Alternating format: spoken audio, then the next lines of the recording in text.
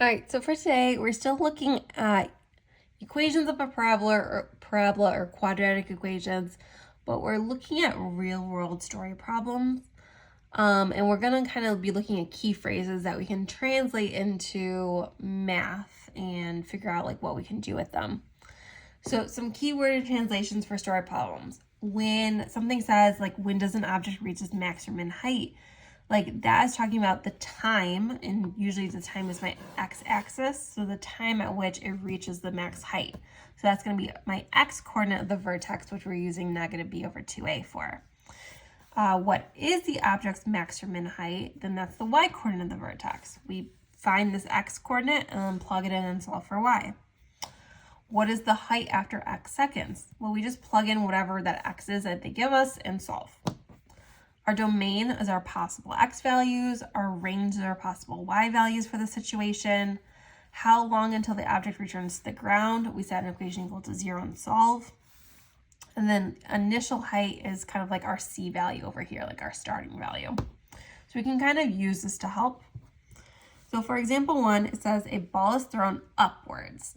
The height h of the ball in feet is modeled by the function. So we have a quadratic function where t equals time in seconds. When does the ball reach its maximum height? So basically what happens is we throw a ball into the air. So it doesn't say where we're starting. It just says like 0. So the ball starts down here on the ground.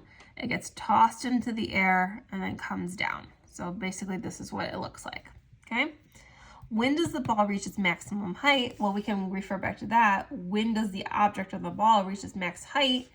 That's the x-coordinate of the vertex. So x equals negative b over 2a. So that's what I'm doing here. So x equals negative b over 2a.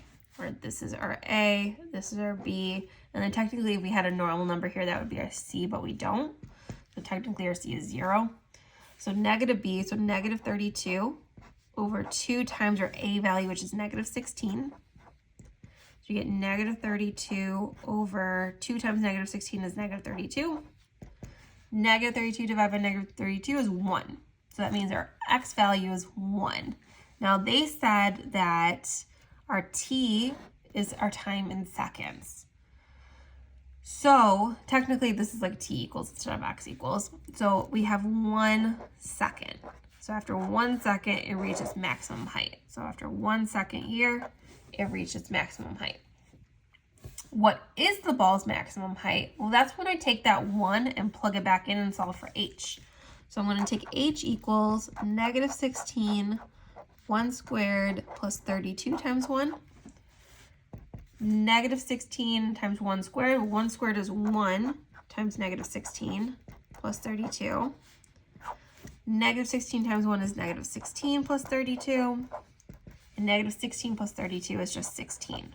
So that means my height is 16, and then we are looking at feet, height in feet. So 16 feet.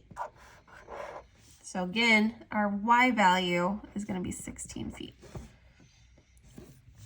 What is the ball's height after 3 seconds? Is it going up or down? So after 3 seconds, if I plug this in, negative 16 times 3 squared plus 32 times 3.